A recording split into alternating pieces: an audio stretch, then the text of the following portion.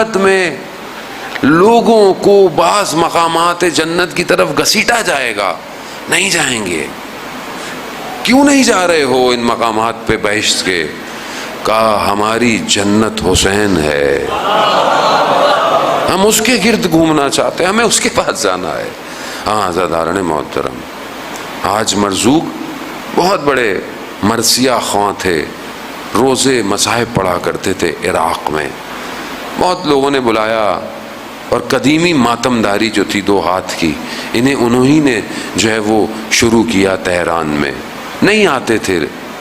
ایک دن خواب میں امام حسین کو دیکھا، امام حسین آئے، کہا کہ جاؤ حاج مرزوق وہاں جاؤ اور وہاں عزاداری کرو۔ آ گئے، زندگی گزر گئی، بہرحال شدید مریض ہوئے۔ آخری جب محسوس ہوا کہ ایام آخری ہیں تو اپنے ایک دوست کو بلایا، بہت قریبی دوست تھا، اور اسے کہا کہ آج میں تمہیں ایک راز کی بات بتاتا ہوں۔ کہا کہ چند دنوں پہلے میں شدید بخار میں مبتلا تھا، اور اس وجہ سے، بخار کی وجہ سے میرا جو ہے وہ گلا خشک ہو گیا، مجھے پانی کی طلب ہوئی۔ میں نے اپنی بیٹیوں کو آواز دی، میری 3 بیٹیاں، ایک راضیہ، ایک مرضیہ، ایک فاطمہ۔ میں نے پہلی بیٹی کو بلایا راضیہ، تو دیکھا ایک نقاب پوش بی بی تشریف لائی۔ حیا نے مجھے کچھ بولنے نہ دیا، خواب میں نہیں، ہاں مشاہدہ کر رہا ہے، بیدار ہے۔ جب میں نے کہا مرضیہ، تو وہ بی بی اور آگے بڑھی، مجھ سے پھر کچھ نہ بولا گیا۔ جب میں نے کہا فاطمہ، تو اس خاتون نے کہا ہم آ گئے ہیں نا، کیا چاہیے؟ کہا بی بی آپ کا ادب احترام اجازت نہیں دیتا کہ آپ سے میں کچھ تقاضا کروں۔ کہا حاج مرزوق ساری زندگی ہماری نوکری کی ہے، لوگ بھول سکتے ہیں احسانوں کو، یہ گھر نہیں بھولتا، وہ بھی ایسی نوکری۔ اللہ، کہا ساری زندگی تم نے ہماری نوکری کی ہے، اب کچھ ہم بھی تمہارے لیے پانی چاہیے۔ کہا بی بی نے ایک پانی کا گلاس دیا۔ کہا میری بچپن سے عادت تھی، جب پانی ہاتھ میں آتا تھا تو کہتا تھا صلی اللہ علیہ یا ابا عبداللہ۔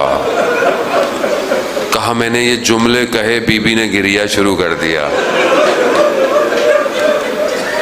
نام بیٹے کا سنا۔ کہا حاج مرزوق ہمارے لیے مصائب نہیں پڑھو گے؟ بیمار ہے، شدید بیمار ہے۔ کہا بی بی ڈاکٹروں نے منع کیا ہوا ہے کہ اس حالت میں تم مصائب نہیں پڑھو، لیکن آپ کہتی ہیں تو ضرور پڑھوں گا۔ بی بی کون سے مصائب پڑھوں؟ اللہ اکبر۔ ماں جانتی ہے بیٹے کو کس کا غم تھا،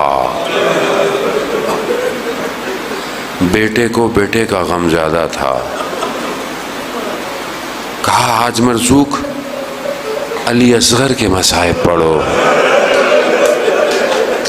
اللہ اکبر، اللہ اکبر۔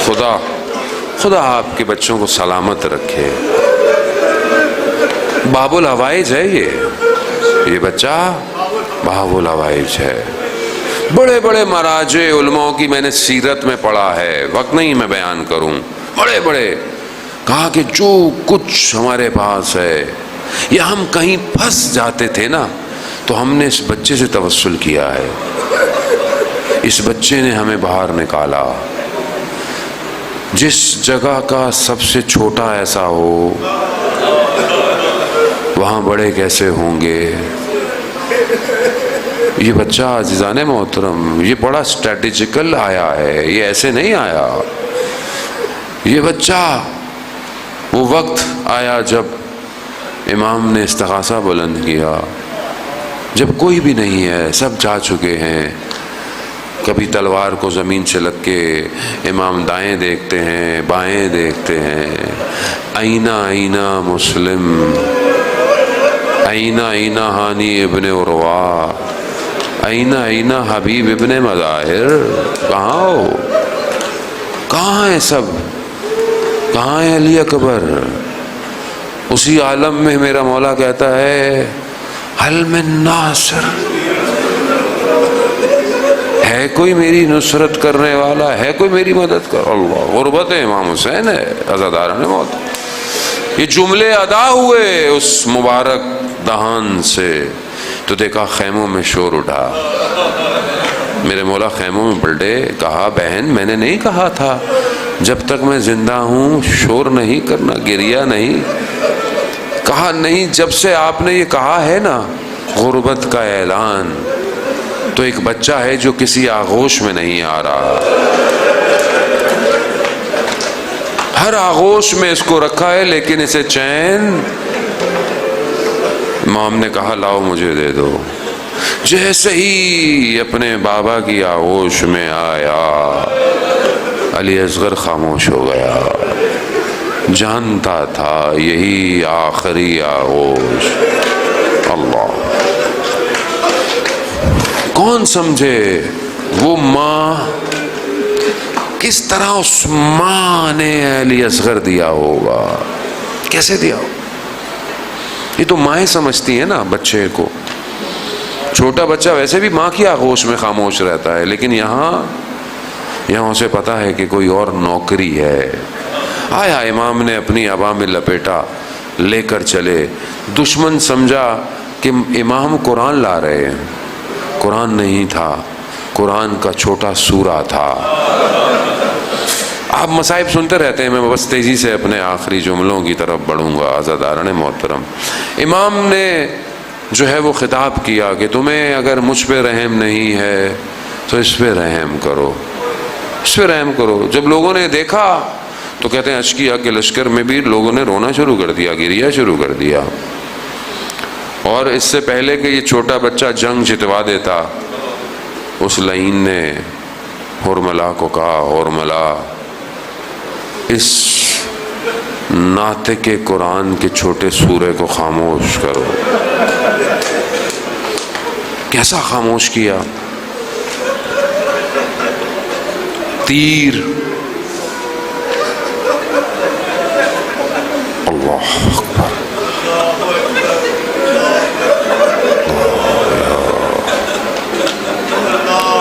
نہیں ترک کر سکتے اس لمحے کو کہ جہاں حسین اس پھول کو پانی دینے لایا تھا۔ نہیں ترک کر سکتے، یہ مرجھایا ہوا پھول تھا۔ تیر آیا، آ کر علی اصغر کی گردن پہ لگا۔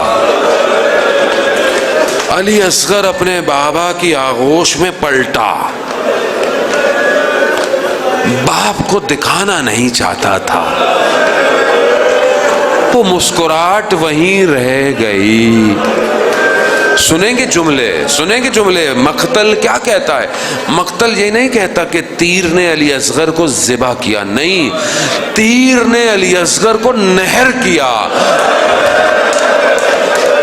جیسے اونٹ کو نہر کیا جاتا ہے نا، وہاں لگا کہ یہاں تک کہ تیر میرے مولا کے بازوؤں میں پیوست ہوا۔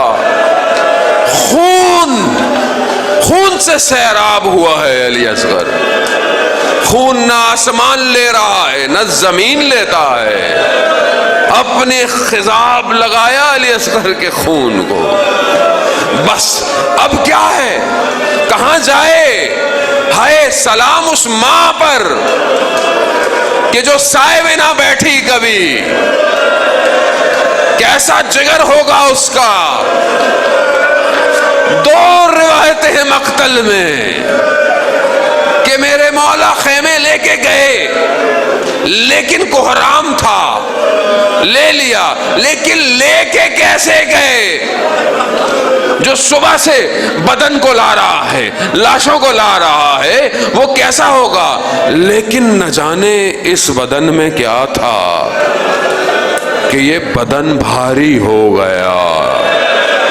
ایک قدم آگے، انا للہ و انا الیہ راجعون، ایک قدم پیچھے، میرے مولا سے قدم نہیں بڑھائے جاتے۔